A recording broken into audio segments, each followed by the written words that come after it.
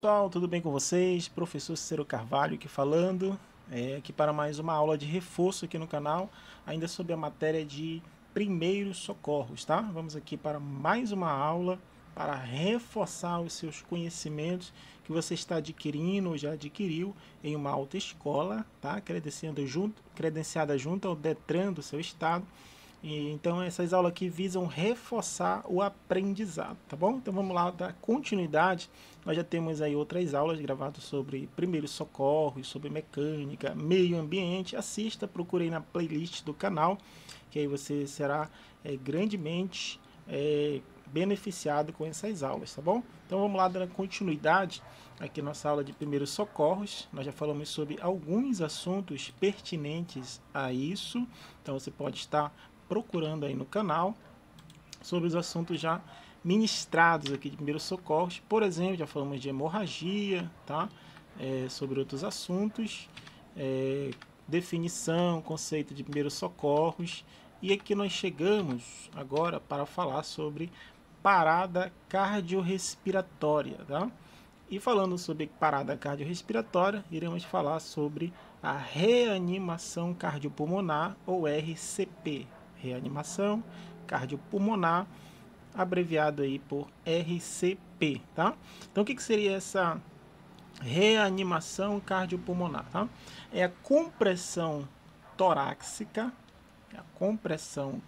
deixa eu pegar aqui a minha canetinha, é uma compressão que se faz na parte, não é uma das partes do tórax, vamos já ver.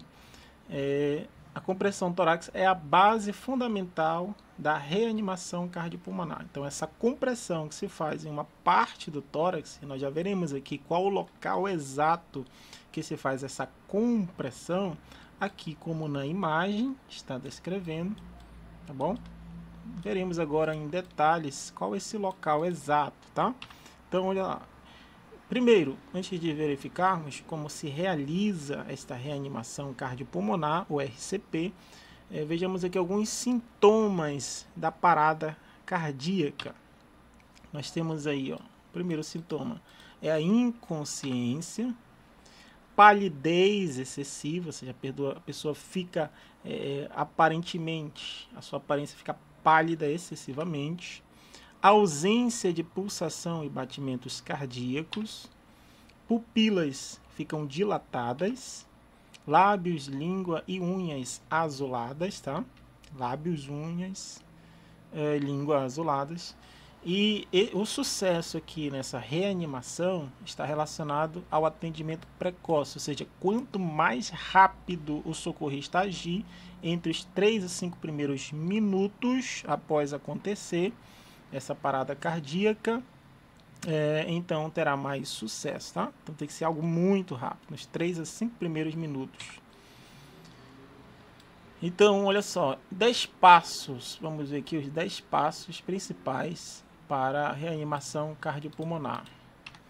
Olha só, colocar a vítima em decúbito dorsal sobre uma superfície rígida, aqui como na imagem, tá? Mas tem que estar deitado. O que seria isso? É deitado em uma superfície rígida, ou seja, no chão, no próprio chão, no piso. Se for no caso de uma acidente de trânsito, né, que é o que estamos falando mais especificamente, seria ali no pavimento mesmo, na pista, tá? O segundo passo, ó, localize o ponto de compressão, osso externo, externo com S, tá? Osso externo, exatamente aqui, região mamilar, bem no centro, tá? Entre a região mamilar, bem no centro do tórax. Então, osso externo, aqui nessa região. Olha só, use a base da mão, ambas sobrepostas, como nós vimos na imagem anterior, aqui, ó, as mãos sobrepostas, entrelaçadas. Posicione-se no ângulo de 90 graus, isso aqui no caso o socorrista, em um ângulo de 90 graus.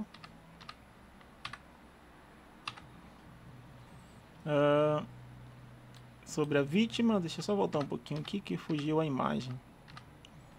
Vamos lá novamente aqui. Pronto. Em um ângulo de 90 graus sobre a vítima, como aqui esse é o socorrista, tem um ângulo de 90 graus. Desloque aproximadamente 5 centímetros o tórax da vítima, fica entre 5 a 6 centímetros, tá? Realmente é muita força que se faz, as mãos entrelaçadas, bem ali no osso externo, tá?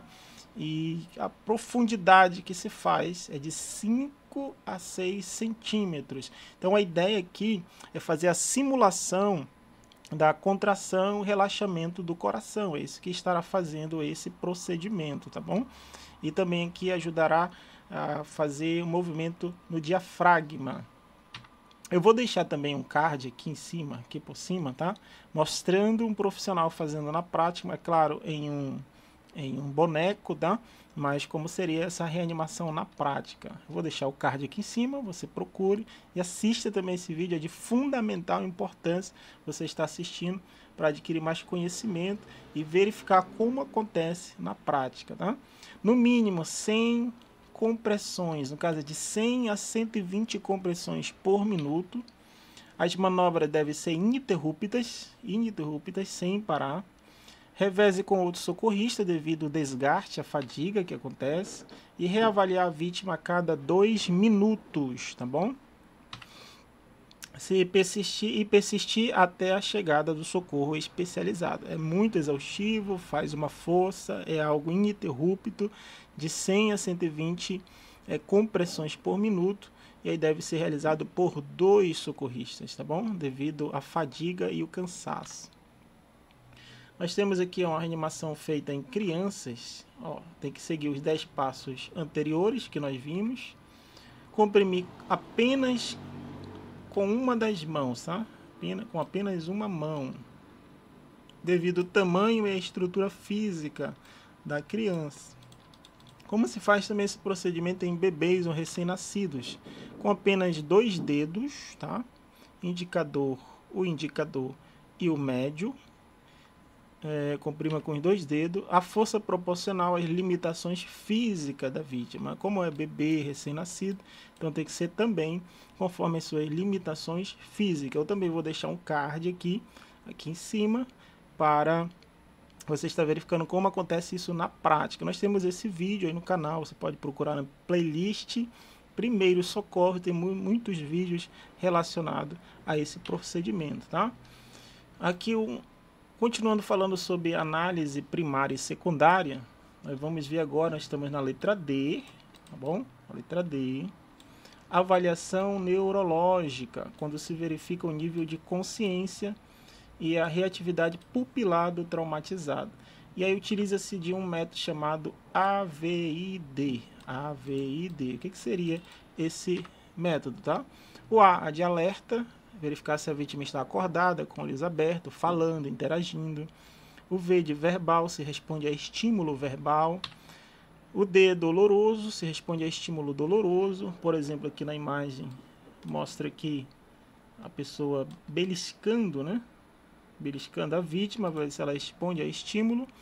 E o I de estado de consciência, então verificar se a pessoa está inconsciente, se está totalmente irresponsível, ou seja, não responde a estímulo nenhum. Isso também faz parte aí da avaliação neurológica, letra D.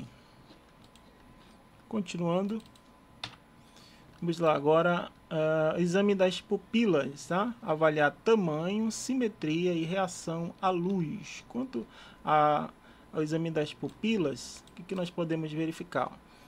Se há diminuição das pupilas, se elas estão totalmente contraídas, como nessa primeira imagem, aqui, o que pode estar acontecendo? Isso é chamado de miose. Se elas estiverem em tamanho desiguais, como aqui na segunda imagem, isso é chamado de, elas estão assimétricas, chamado de anisocoria.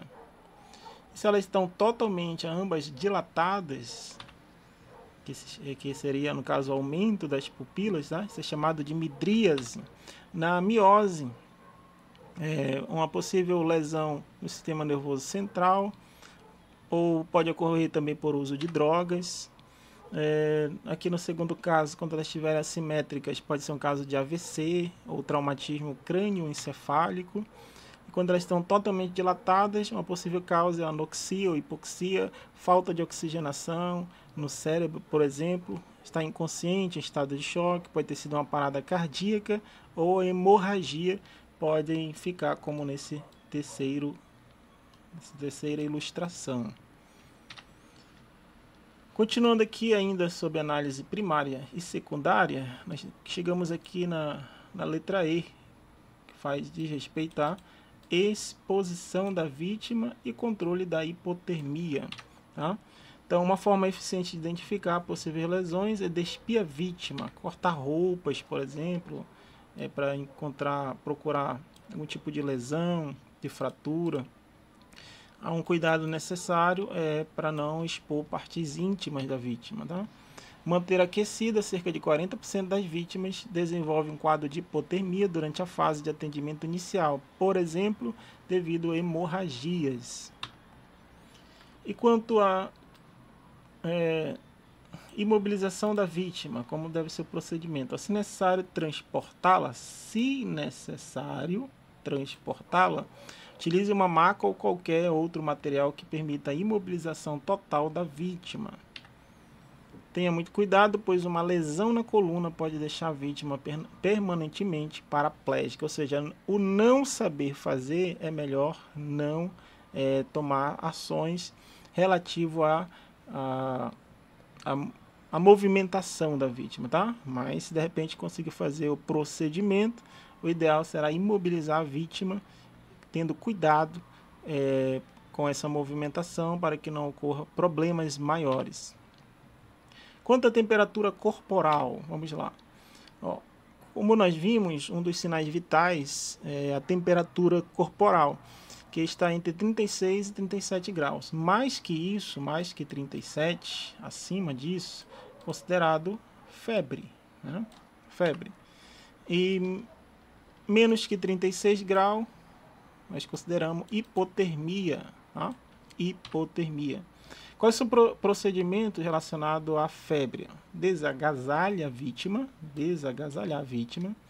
e dar banho na temperatura corporal. Banho na temperatura corporal, a média deveria estar ali entre 36 e 37 graus, ou seja, não pode ser muito frio, nem muito frio e nem muito quente, tá? E fazer compressas frias para baixar ou para colocar na temperatura ideal. Em caso de hipotermia, menos de 36 graus, aí o ideal aqui é agasalhar a vítima, ou o procedimento correto é agasalhar a vítima e mantê-la aquecida.